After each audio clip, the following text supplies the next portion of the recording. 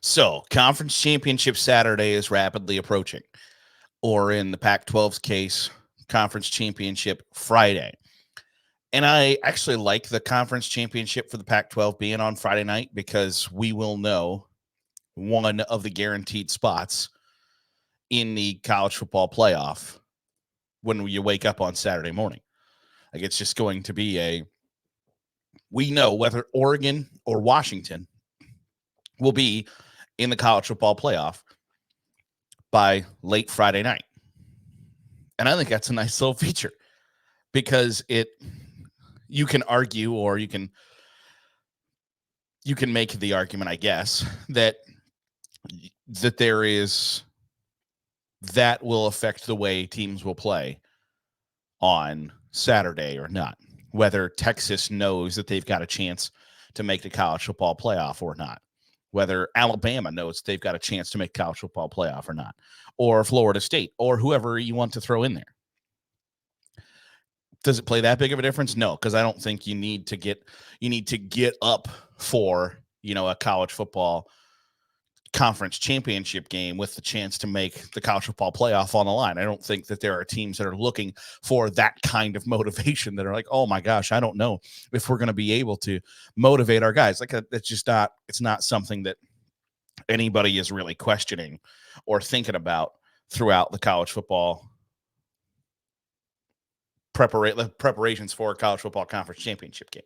Now, I don't like conference championship games, to be completely honest with you.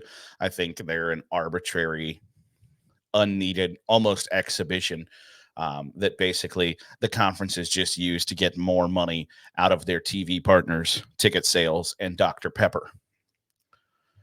So I don't like conference championship games. But you know what? They're here and it's more college football. Like, would I rather have a 16-team college football playoff, and no conference championship games? Hell yeah. Because I think if you were going to say that the regular season in college football matters more than any other regular season in sports, then those 12 games should be what determines a conference champion, or in strictly conference numbers, 9 games, or in the SEC's 8 games, those games should count as to who the conference champion is. And I also think it's a cultural thing. Like the SEC championship is a big deal to Georgia and Alabama. And to all the SEC schools, like winning that SEC title, getting to Atlanta is a big deal. Where in the Big Ten, it's just kind of used as a, like, up until the last couple of years, like, Indianapolis, Jim Harbaugh doesn't know how to get there. Like, and nobody really cares. Not to say they don't care, but the fan base isn't completely enamored with making the conference championship game. It just is like, okay, yes, that's nice, but there are bigger fish to fry than that. Where in the SEC and to a lesser extent the ACC, it's kind of viewed as like, hey, this is step number 1 in a 3-step process of winning the national championship. Okay, if that's the way you look at it, fine, whatever. I do think that the ticket prices are super interesting, that you can get a ticket to the MAC championship game on Saturday, and obviously this is apples to oranges, but you can get a ticket to the MAC championship game for $5 on Saturday. In the Power 5 conferences, $35 for the Pac-12, $51 for the Big 12, $38 for the Big 10, $48 for the ACC, and $293 for the SEC. So you can argue it just means more, and I hate the saying, but in this case, it's true, especially the fact that Georgia is, an hour up the road. It's basically a home game, and people want to see Georgia, Alabama. But the matchups are good and interesting for the most part. Oregon and Washington is going to be a barn burner. I'm here to tell you that if that game was on Saturday at 8 o'clock rather than Friday at 8 o'clock, I think it might be the highest rated conference championship game, because we're going to want to see that. It was a great game during the regular season. And this time, there's just that much more hanging in the balance. It is essentially game number 1 of the playoff because the winner's going to the Final Four and a loser is going to think about what might have been. It's super intriguing, and I can't wait to check it out because it's going to be really good, really fun, really explosive. Two teams that know each other really well, that played each other really closely in the regular season. I'm here for it. I want to see it. I think they match up with one another really well. The old adage is, styles make fights. I think the two styles of each team makes things really fun and interesting. So that's up for grabs. And also on Friday, Liberty is at home in the Conference USA Championship against New Mexico State. New Mexico State team who the last time out just beat the piss out of Auburn. Liberty's undefeated.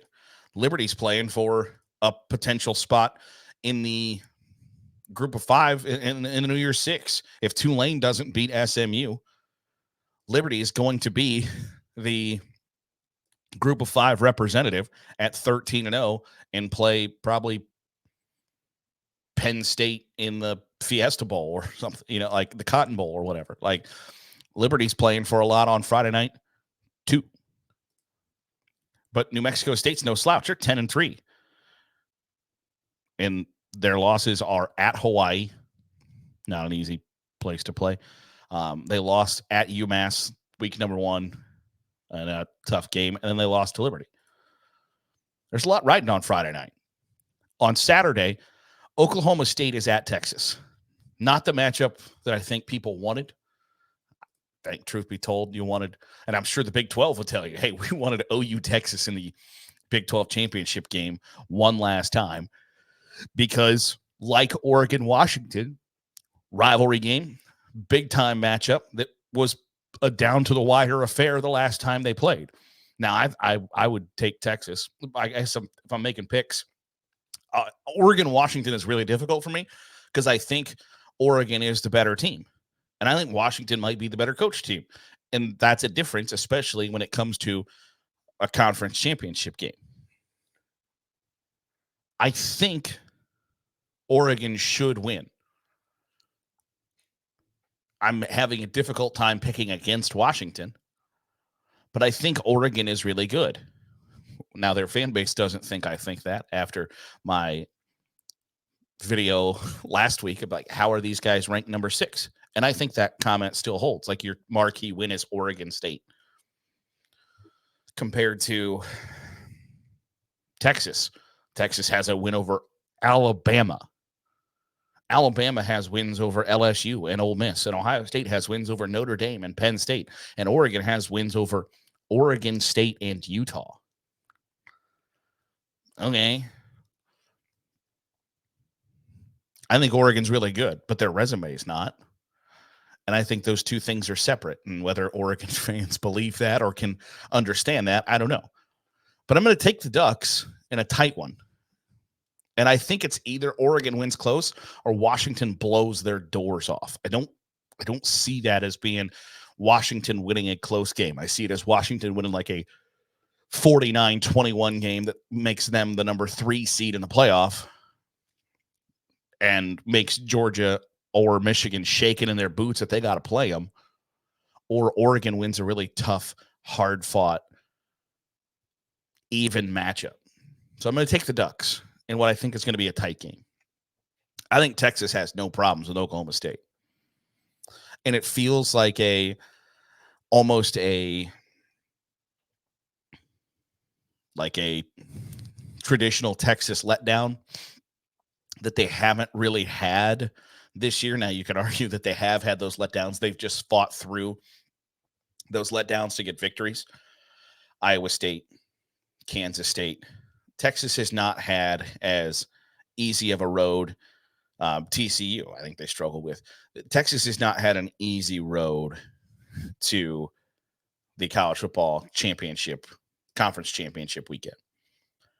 Now, you could argue that that makes them a better team because they have had to face adversity that Oregon hasn't really had to face outside of losing to Washington. But they lost their biggest, I guess, the second biggest game of the season.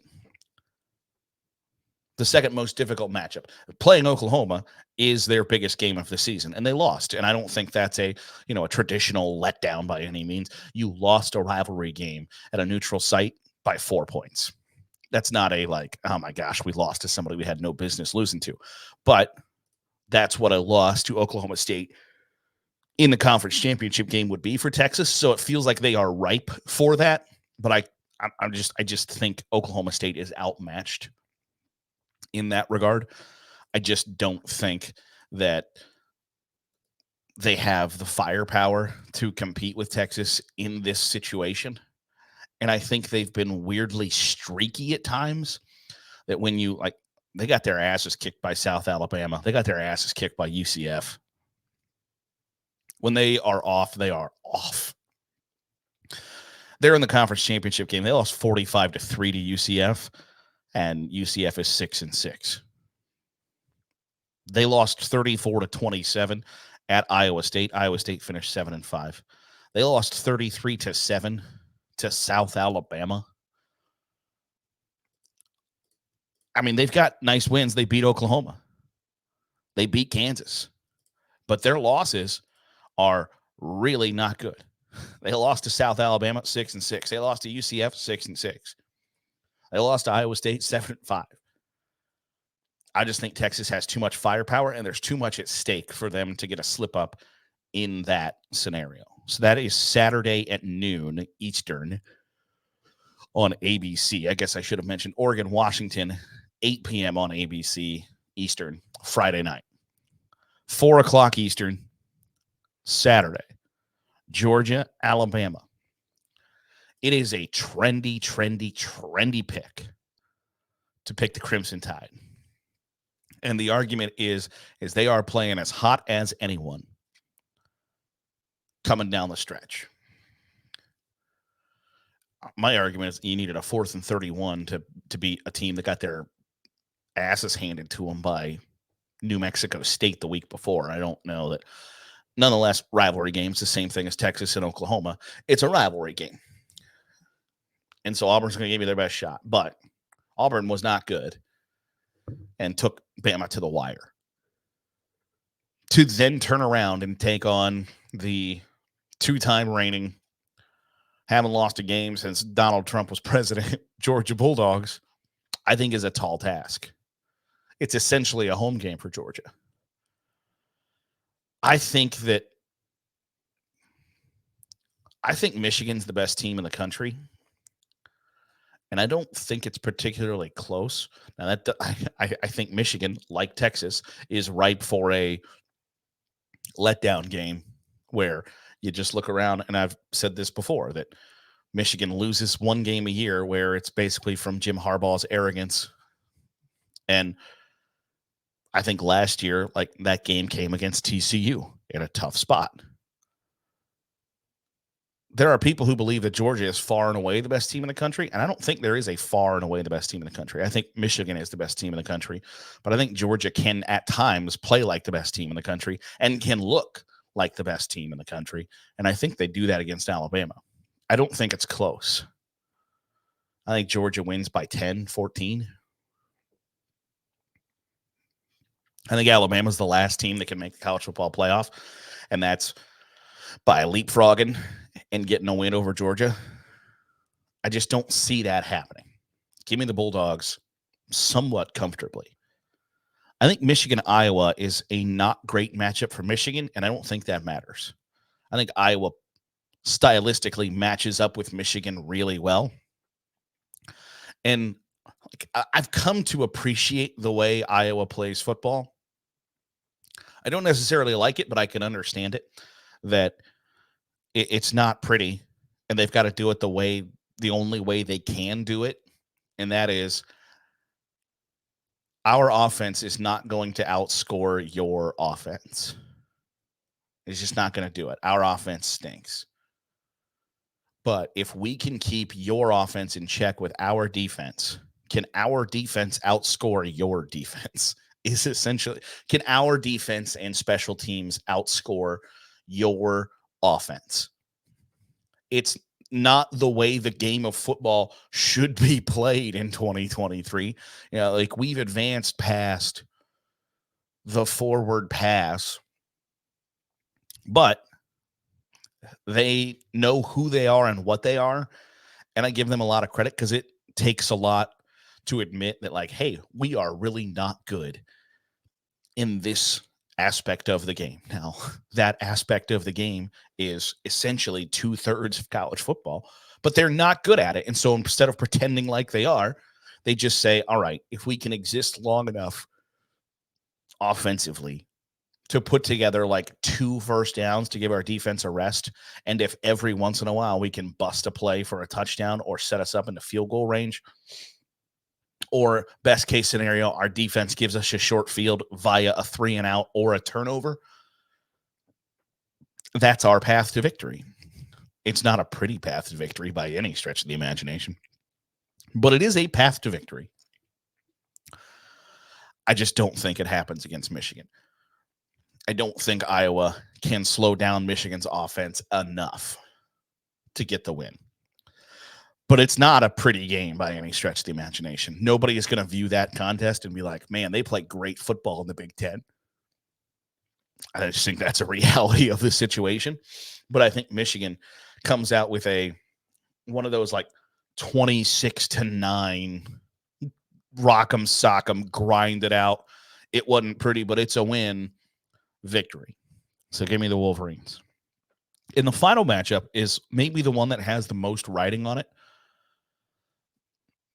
I don't believe that Florida State gets left out of the college football playoff if they're 13-0. I just don't think the committee has the balls to do it. They can continue to tell me that they believe that their job is to rank the 4 best teams. I don't think they have the stones to leave a 13-0 Power 5 conference champion outside of the top 4. I don't think they do it. But if they lose, Florida's going to finish the rankings number 10. Like they're Florida State might finish behind Alabama if Alabama loses to Georgia. They might finish behind Texas if Texas loses to Oklahoma State. I'm here to tell you that the committee wants every reason to not rank Florida State and is begging for the Seminoles to lose because they don't want them in the college football playoff. They don't. You lose Jordan Travis,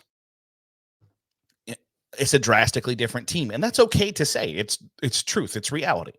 It's a different team. And is a Jordan Travis-less Florida State one of the 4 best teams in the country? No. And that's okay.